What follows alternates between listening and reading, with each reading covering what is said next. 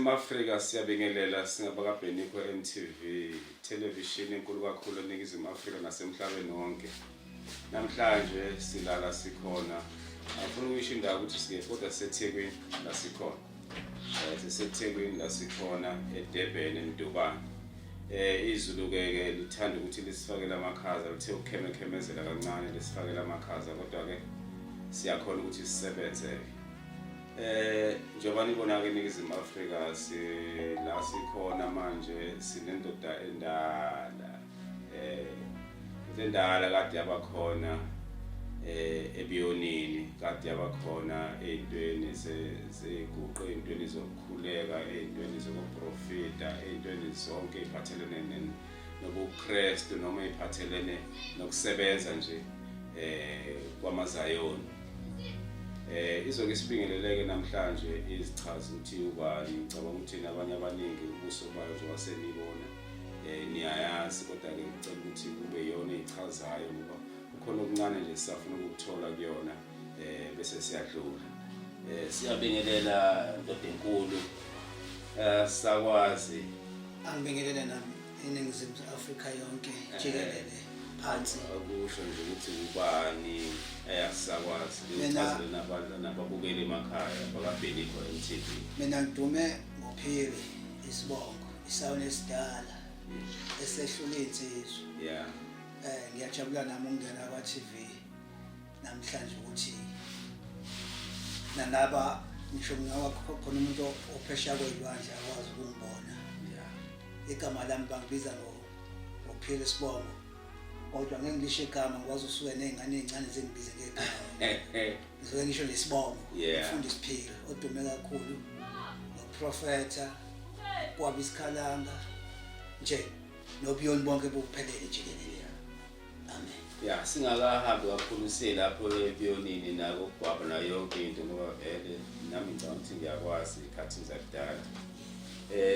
Kuneminye imisebenzi nje oyenzayo mhlawumbe siqale lapha kancane before siyekude ngibona ngazi ukuthi kunama-talent amaningi owenzayo. Utshela ababukela emakhaya ukuthi imaphi amanye ama-talent owenzayo beside ukuba yisayoni nokuba yikholwa nokuba umfundisi ngoba ngiyakhumbula ukuthi sobe sifike lapho ukuthi wawukade ukuliphi bandla. I-talent enginalo kakhulukazi lokufaka amakhabethe nomathayizi njalo kube usilempoti ukupenda sekukhona seningeneleleke manje ukuthi ngakhe izindlu. Mangizokwakhela indlu nje ngifika nama-blocks ami ngwabeka egcekeni noma ngwakhele kwakho egcekeni isuke njalo indlu izifike phezulu siyifaka i-roof siyifaka i-plumbing ugesi wakhona ama-tiles bona sesikunikeza ukey. Njengamanje ilona talent esadume ngalo kakhulu ngoba leli linye lokulapha abantu ngilenza ngama-weekend kodwa ngithanda kakhulu ngala kwezokwakha. Ngoba isikhathi esiningi labantu abafuna bezosizwa lapha emsamo bafika bengenayo imali manje ucaka ukuthi mina ngizoyithenga ngani imithi umuntu umethi imali akanayo uhola imali encane ucaka ukuthi imithi iyabiza nayo kusho ukuthi ke yikho ngistika kakhulu ngala ekwakheni kakhulukazi. Siyabonga.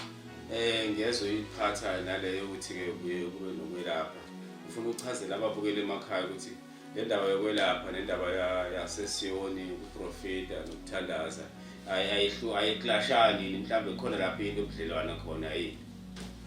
Indaba yokwelapha vele umdalo wakhona isuka nje ebiyonini kahle wonke umuntu olapha isuka eSiyoni noma engayi esontweni ngoba iSiyoni inkolo yesiZulu esukaphi umuntu uyabalekela ukuba isangoma azoba iSiyoni acashe iSiyoni mase phakathi eSiyoni esikhathi thina kuthi namana bhodle kucaca ukuthi ubaleke emngomeni. So ngisho ukuthi uma uyiSiyoni vele usuku noma uprofeta noma ngathiwa uprofeti nje kodwa usuku noma uprofeta ngoba umuntu uzokutshela ukuthi bengizwile ukuthi umzimba wami awuvumi kanti kuzoshona yini lo umoya woprofeti usegazini mhlawumbe awukawukhuthaleli wena ukuthi usebenze kakhulu kuwe. Ngiyayibonga leyo kusho ukuthi ngelilanga mhlawumbe songena nje eBhayibhelini ngoba abanye abazalwane mhlawumbe noma abanye amaKristu mina kufanele ngibachazele ababukeli emakhaya ukuthi ke angifuni ukuthi ningizwe kabi kodwa ababukeli lento leyo yokukholwa yinhle futhi iyamqoqa umuntu imenze ukuthi ayiphathe kahle, right? But eBhayibhelini mangabe usungalifunda kahle lonke iBhayibheli singalokho sishiya ama-page. Omunye umfowethu wake wathi kwenziwa yini singafundi uGenesis 1 sizizwe ufike isambulo sekugcineni sifunde lonke iBhayibheli singabe khona amavesi esiwashiyayo sokusihambe siwachosha. Ngoba akhona amanye amavesi eBhayibhelini masingakhuluma eTestamenteni elidala kunesimo lapho khona inkosi ekuthiwa uSawuli noSamuel.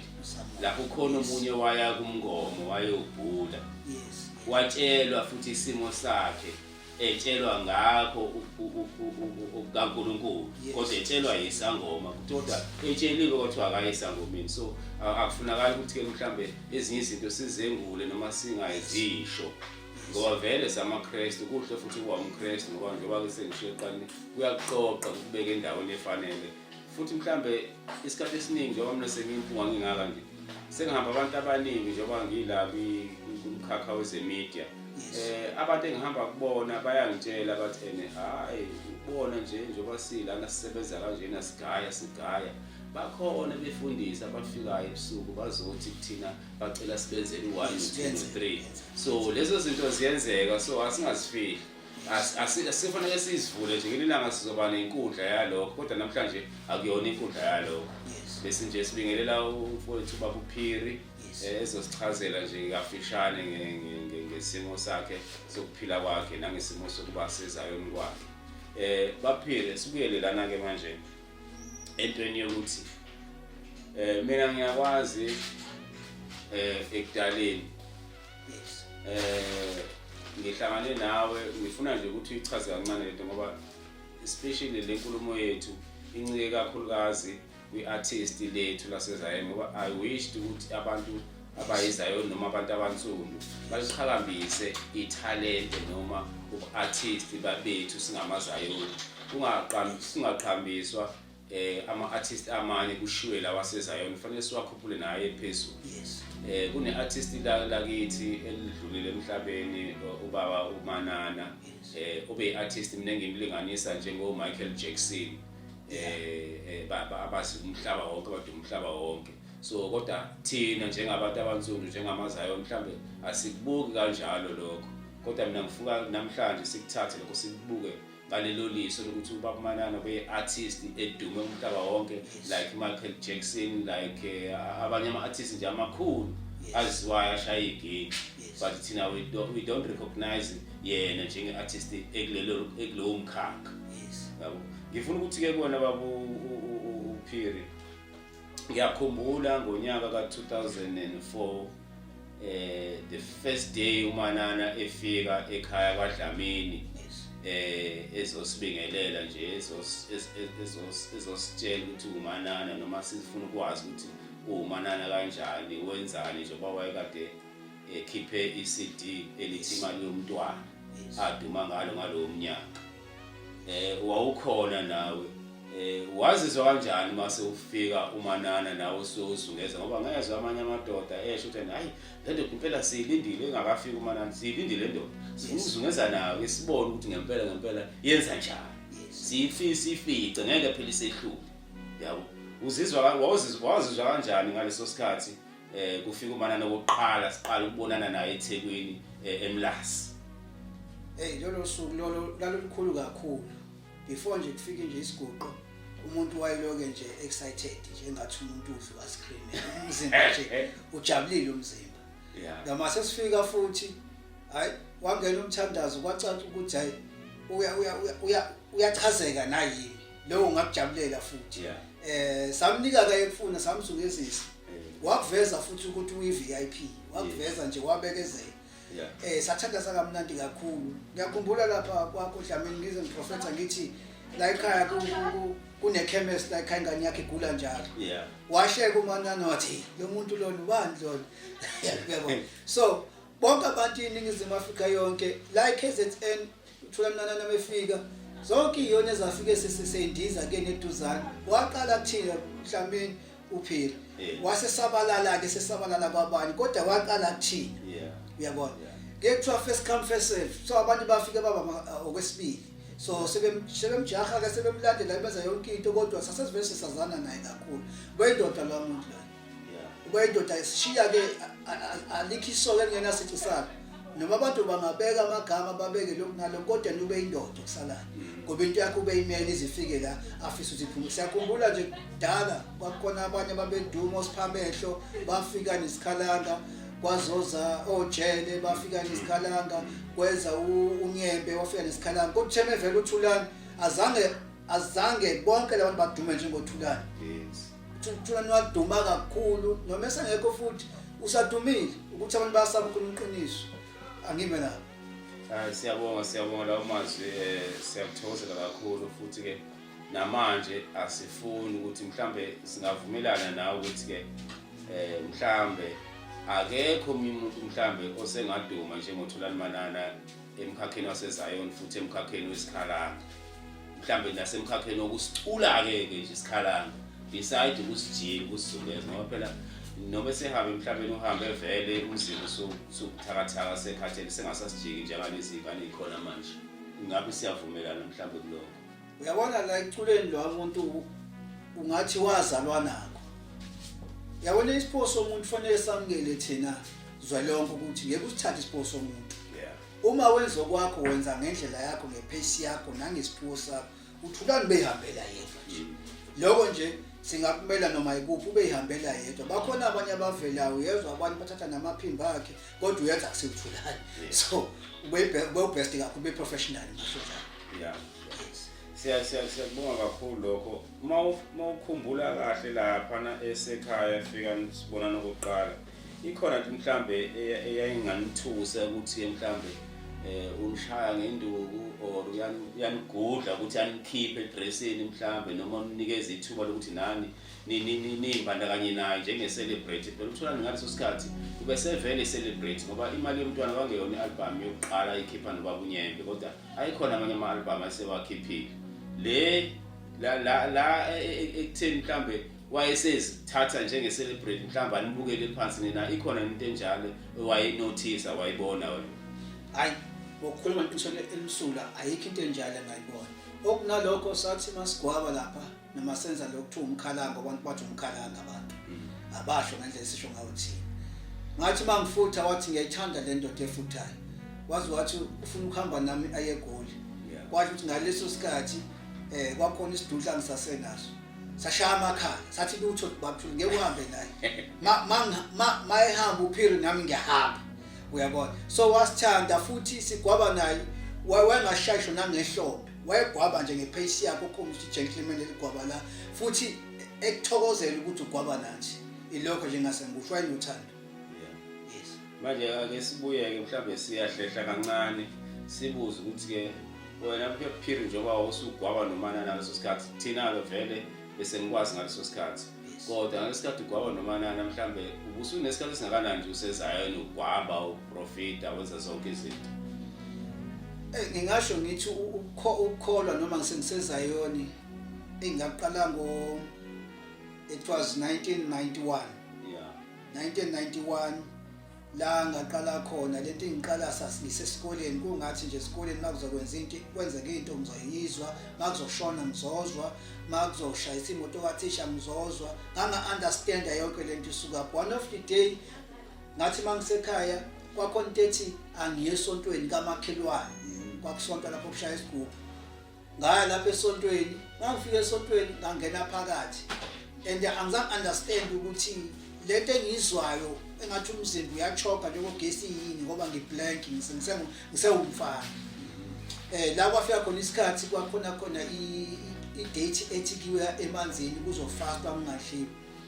Ngafasta nami 3 days saya entabeni saya emanzini ila ngafika khona angazi nami ngangakazi kahle ngomoya nangelimi kodwa ngazizwa ngikude ngingathi ngithi tu okusho ukuthi kuyenzeka abanye abantu abahlangana nami abangaze ekukhuleni kwami uthola ukuthi bahlupha ngento ethi angibanike lento yokuprofeta bezoprofeta nami nje anginayo lento mina ngazalwa nayo nje ngangena eyoni ngakhula sengiprofeta angizange nje ngicatshwa ngizange ngenzwe ukuthi nje baningi abantu othola ukuthi abangibhekisisi kahle ngoba bafuna ukuthi ngibagcabe into yokuprofeta anginayo ngisasho futhi sijikelele ezwe lonke into yokuprofeta anginayo mhlawumbe ngisazoyilanda ngiyoyifunda la ngoyifunda khona bese ngiyabuya ngiyacaba. Okay. hayi usayikhuluma nje le ndaba yakho ngenzeka mhlambe njengoba sikhona manje phela vele ngiyakubona into leminyaka eseyihambile isekhona lento kusabathinda inabantu ukuthi batshele izinto zakho ngoba ngiyakhumbula ngilanga sikomunye umuzi kaJay hayi wawubatshela impela ubiza lo umtshela izinto zakhe hayi ukuthi umuntu uphethwe ikhanda uphethwe inyawo kodwa umtshela ukuthi izolo nakuthange bekunje uphinde ubize lo umtshela uphinde ubize lo umtshela isekhona ngempela lento kwena ikasi engase ngikusho nje manje unyaka nonyaka idlozi liyakhuphuka okay inzima kakhulu manje futhi manje sengiyisebenzisa nasefonini lento kaNkulunkulu siyafona nje umuntu ngimhlolele efonini aqathaze ifoni phansi phela ngithothi ngathi siku laphinda acosha phinda phone athi ngisuke ngathula baba so ikhula njengonyaka ku 24 25 26 angazi ngomhla 30 2030 ngiyobe kunjani iphezulu kakhulu ngoba ikhula neminyaka yami okay hayi siyabonga baphiri ngifuna ukuchecka lana ukuthi ngoba ngiyazi phela ukuthi noma ukwenza lezi zinto zokuprofita wenza ntoni kodwa siphela zikhona lezinto zokuba semabandleni wa njengamanje sibheka masihamba iziguqo sibheka abafana abashaya ikhalanga sebashintshile baphira abasafani nakuqala abafana masebeze iguqweni zekhalanga baza bephuzile beza bezofuna amantombazane beza bezoshaya induku ukuthi nje wena bafuna ukukhipha edressing bakushaya ngenduku manje angazi noma kusa right noma kusahamba kanjani kulelo hlelo lolo lento le idinga ke abaphathi bamabandla umphathi nomphathi webandla angavumeli ukukhonzisa umuntu ongamsani nendlela yokukholwa ukuthi indlela imigomo yokukholwa mawukholwa wenza kanje kodwa ngoba ke abanye befundisi bafuna ukugcwala ama-quantum so bayabawelithamba labafana bephuza atakukho right basakwenza kodwa mina nje bayazi mangihamba ngemoto angeke ungene emotweni yami uzazi kade uphuzile ngoba ngizokwehlisa endleleni ngizokwehlisa kunezimali ukugibela ubuyele emuva umthetho ofanele uqine so bayakwenza abantu lokho kodwa akukho right yes ngamanye amagama wena uthimba utshwala uyi esiguqweni uphuzile ufuna ukuthi uyishaye kahle inombolo sewushayile semnandi uyabona utshwala ungazi ukuthi bafakwa umuthi wesichitho phakathi iphunga lawo nje lilodwa ungathi bafakwa unukani iphunga nje lilodwa angisho sewuphuzo umuntu sekuphuma sengathi sokuyiphunga engangisho igama lakho ngaze ngihlambalaza bona lokho kusafresh lokho fresh beke bafulwa nje iphunga lakho kufana njengogwayi bekwaqala wanuka kuba ngathi ngiyacinyana esifubeni kusho ukuthi nje ngangabekelwe lezi zinto seloko ngazalwa ngaze ngithi mbe ngisho umama ongizalayo abafowethu osisibethu bangayichaza le ukuthi lo muntu akayazi loyo akaza ayiqale le ndaba le bengithi ngifuna ukudlula kule ndaba yamabandla ibandla uhambe nalo kakhulu mhlambe ngabe yiphi mhlambe ngoba nababukele emakhaya ngiyacabanga ukuthi hawu nangu uPhiri or nangu umfundisi uPhiri sikhonza naye besiphethe kanje lithi ibandla mhlambe ongatshela ababukeli ukuthi wena ubukhonza kulona noma mhlambe manje usakhonza ukhonza kulona ibandla engikhonza kulona engathi ngikhonza kulona kakhulu ibandla impela ibandla le-12 eliphethwe eNewcastle ubaba uZungu yes kwaya ke manje ngathi ukudidizela nami ngathi ukuma singihambe ngingena ngabuye ngarealize ukuthi noma ngimdala ake ngifunde la ngizokhosela khona njengamanje ngilapha enkanyisweni la ngikhonza khona ibandla lenkanyisi CCZ so ikhona la ngisahleli khona ke ngifisa ukuhlala nje futhi ngihlale ngoba iminyaka siyambile uyakwenza ukuthi lokhu uyadidisa manje uquleke uwe njengomuntu onoshukela uthule ngaleso sikhathi bese kucaca ukuthi akusaze ukuthi lo muntu ukhonzaphi ngoba kuyingozi nakho uma umzalwane uthotha ama-informers emaningi nako-drop kuyingozi kakhulu ama-informers aphenduke ngikhumbula ubaba lo mfowethu lo sikhula naye uMabalenge ama-informer akhe aphenduke uMabalenge abe namabala amaningi ama-informer maningi kakhulu manje kuyingozi kakhulu kubalulekile la ukhonza khona njengamanje uhlala esihlobo sami alikho ibandla elingenayinkinga ngakusho nje lokho alikho ibandla engakhulunywa futhi kulona ngabe kuloma yikho ebantwini ilokho engase ngikusho hayi ugade njalo ungaxabanise noMabalenge unolaka kabi uyokuthumela ngezinye izinto Bangakuthumela lezi zinto izokuthuka kabi.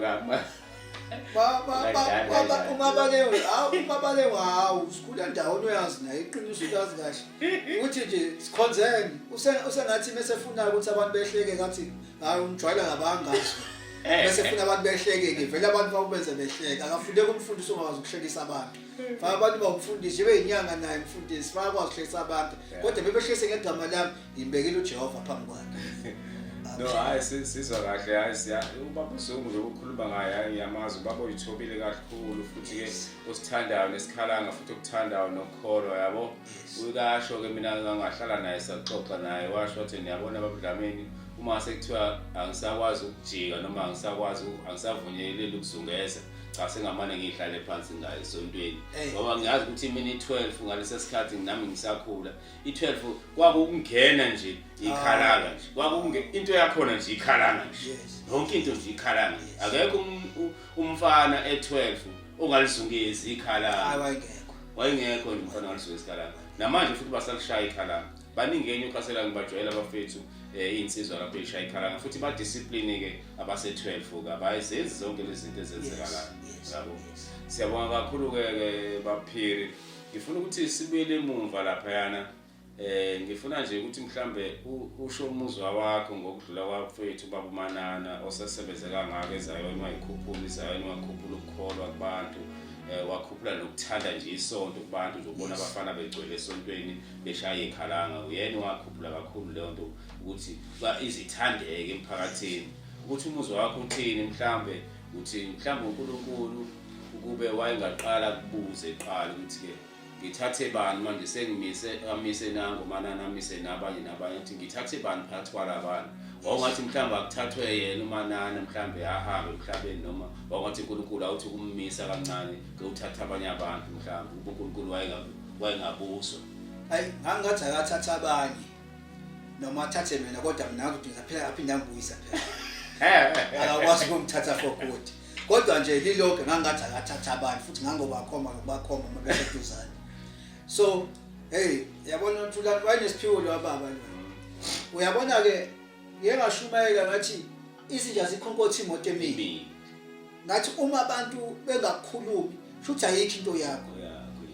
kumele abantu bekhulume futhi bangakhulumi kahle ukuze kucaca ukuthi khona lento abayisabayo kubo sizwile nje yonke indawo bekhuluma abanye bekhuluma abakuthandayo aba-against uThulane kodwa mina ngine-understanding ngithi ngeke bakhuluma abantu bengakusaba bafuna ukuframe ngoba bayakusaba manje fanele bekuframe ukuze izocindezeleka into yakho kodwa bebehluleka ngaphezulu kwalokho bethi bayaframe yes hayi siyabonga kakhulu uzothini-ke ngento yokuthi ngoba ubaba Manana wayenza lento yakhe wangagcina ukuyenza njengesiguqu njengesikhalanga ehamba ethandaza kodwa wayenza yaba yi-group like abantu abazoba discipline bahlangane bezinto eyodwa ezo maintaina lo mculo lo wakhe uzothini mhlambe egroupini lakhe lenze njani igroup liqhubeke nokusebenza noma mhlambe lenze njalo linikeze nje seluleko engingase ngikusho kubanikazi bamakhalanga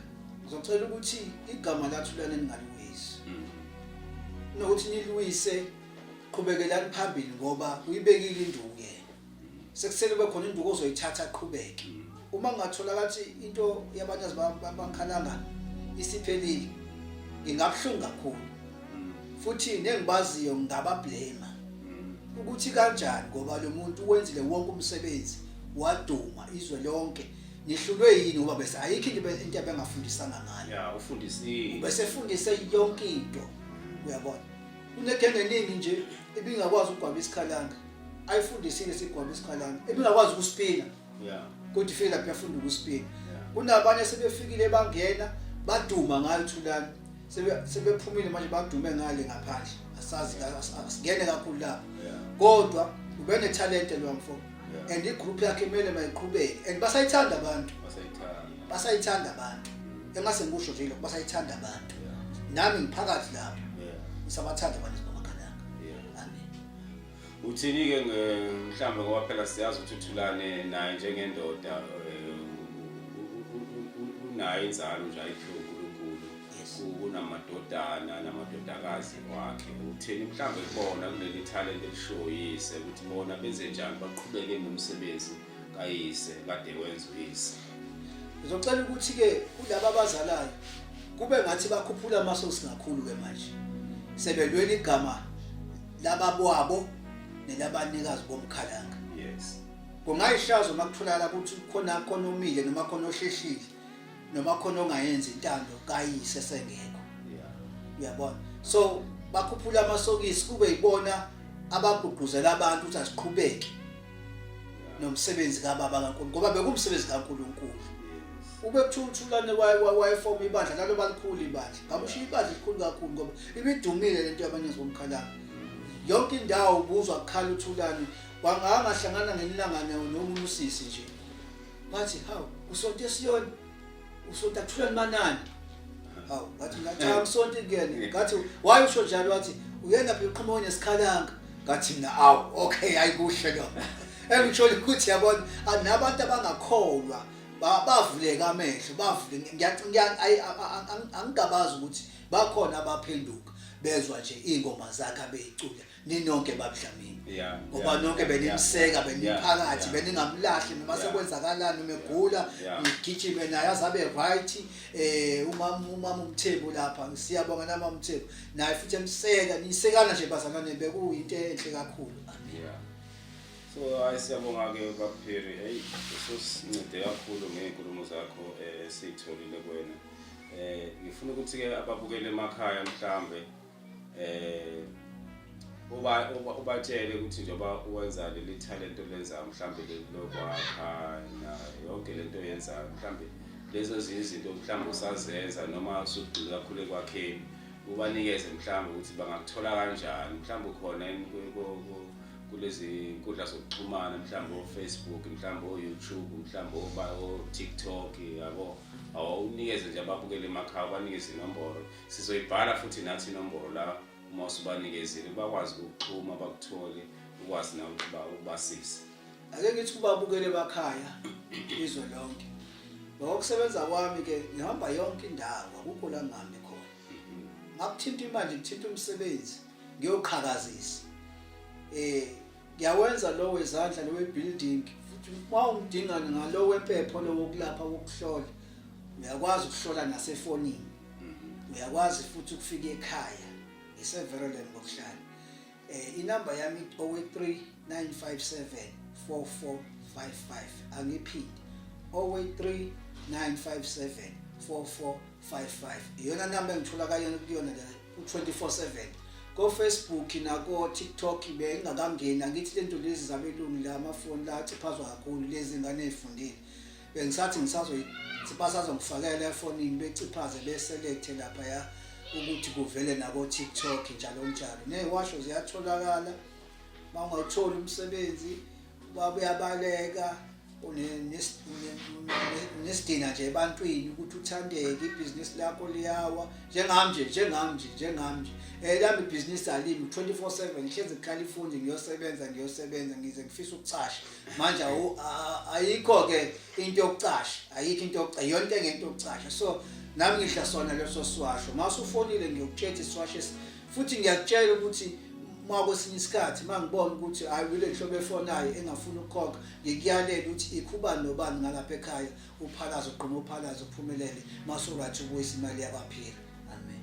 Manje abantu abakudingayo impela kufanele bafike everelemo noma mhlambe kufanele ukuthi usisikhathi uyakubona noma mhlambe uyabafonela niyafonelana baprofitele and then masubafuna ubanikeza ikhambi mhlambe kufanele bazolanda noma mhlambe yabathumelela ikhambi kuzakalani lapho ngoba isikhathi salo siningi samanje ngizwa abantu bethi bayaposa osho kwagcina. Ake ngithi mina ohlangothini lami ngikwenza konke mawubhizi siyakuposela laphela mawukhona uyafika ekhaya sikwenzele isiwasho kuyenzeka kusisikhathi ukuthi omunye umuntu udinga ibhavu fase mfake ebhavini kube ukuthi omunye umuntu udinga isifutho lo muntu kuyaphoqa ukuthi uma usePretoria akagibele eze la ngoba kumele ngifuthe mina ngoba ngizokunikeza wena uhambe lapho uyobeka amanzi ngekatela lethi umboze ngengubo umuthi awungene egazini kufanele uze kimi ngikufake lapha kwaBulawayo ungene lapha uphume usovuthiwe uphume uyothola umsebenzi. So uma usuku ubhizi kakhulu ngiyakuphosela kodwa ama available uyakhona ukuza. Kuyenzeka komunye ucaca ukuthi umoya nakimi uyashanga ngamphoseli lo akeze la. So angikwazi ukushintsha kusekushiwo idlozi. Ngiyakutshela futhi ukuthi hayi umoya uthi woza la. Noma ngabe uhlole efonini yenza kuma ujike khona efoni uthi hayi wona afika live la. Sikudinga live uphile. Amen. Yeah. Hayi bangathuka ababukela emakhaya mhlambe enye iphathi ethize yendawo asebenza kuyona kuthiwa kaBulawayo hayi lezi Zimbabwe ngingasho ukuthi uzana eZimbabwe. Hayi siyabonga abapheli sithokoza kakhulu ukuthi sibe nawe nokuthi kusichazele izinto eziningi isikakhulukazi ebesikuthanda kakhulu lokho kaBabuManana ukuthi njengoba bekuwumuntu wethu kakhulu simkhonze kakhulu namanje sisamkhonzile futhi sisafisa ukuthi nezingane zakhe ziqhubeke zibambe umsebenzi nalabo ababemthanda kakhulu baqhubeke bawubambe umsebenzi uqhubekele phambili. Siyafisa ukuthi nje igama lakhe lingapheli lihlale likhona ngaso sonke isikhathi emphakathini wethu waseNingizimu Afrika. Afane nje noMandela nje uMandela engapheli emlonyeni yabantu naye futhi angapheli nje emlonyeni wethu sihlale sikhuluma ngaye ngaso sonke isikhathi ngisho nezizukulwane zazi ukuthi kwaba khona umuntu okuthiwa uBabuManana owenze imanga eNingizimu Afrika waduma ngisho nasemhlabeni wonke jikelele. Yes. Ya ilokho besikufisa kakhulu sibonga kakhulu nje ukusichathazela lolwazi lakho. Manje sengivala mhlambe lapha ukhonza khona abantu abathanda ukuba seduze kwakho bavumeleka beze bazoyinikela ebandleni lakho. Abantu abafuna ukuyinikela nje bazosonta nawe ngoba phela mhlawumbe abantu bazothanda bathe siyamthanda ke lo ababa engathi singayosonta naye. Yes. You welcome. You welcome inyanga evuliwe ukuthi mangabe ubona ukuthi ayichazekile uzokhonza nawe. Ukhonza nje ngabili kathathu 2 weeks kukhulekele masiphothi inkinga yakhe inkulu sikunikeza iswasho sokuphuma isonto iqhubeka impilo yakho. Kuvumelekile kakhulu. No, ayasibonge sivalelise kubabukela emakhaya sizonikeza yena ubaphiri avalelise uni subscribe ke YouTube channel yaka Benico nithi nje nicofe nithi nje Benico MTV bese niya subscribe bese niya like futhi ukuze le channel iqhubekele phambili iye kude kakhulu. Kumanje nje inabalandeli wathi uBabuManana abalandeli bale TV bawu 15 million. Ufuna baye phezulu babe banguningi kusho uBabuManana. So kwangasho mina ke wayikhuluma kuyona le television. So namanje ngithi subscribe bani ukuze le channel ikwazi ukulokhu inithulela izinto ngaso sonke isikhathi. Ngelinye ilanga ngizomthulela izinto ezibuya overseas e-UK kunabazalwane base-UK ababukela le channel abamakhalanga abafisa ukwazi ngazo zonke izinto zikaManana bamsupport uBabuManana kusupporteke nezingane zakhe ezisaphila ngoba khona ubhuti omncane okuyena uManana amshiya wathi akabamba umsebenzi okubhuti Trevor. So siyathanda ukuthi ke naye asizakale ngomsebenzi kayise naye akhuthala sisebenze njengoyise abahambele abantu uManana bengakhethi ungena noma isini noma ikephi akukho lapho bengangeni khona ngoba kuthiwa kukephi ubengene mayisengenile yazi ke nawo uManana mayisengenile athi hayi angizukukhuluma lutho manje ngoba angazi mangiphumelana ngizoshonaphi ngizothi ngikhulume kahle masekusile khona ngizobona ukuthi mangishaba ngizokwazi ukuphuma ngishone ngakephi. Kusho ukuthi ubehamba yonke indawo akukho lapho bengahambi khona. Sivaleliseke lapha emakhaya nibe nosuku oluhle nibukele kahle channel baphili awuvalelise babukeli baka BMTV Benico MTV babukeli nonke lapha emakhaya siyabonga kakhulu ntambama nibe nosuku obuhle ake sithi nje bye bye. Amen. Hallelujah nisale kahle emakhaya.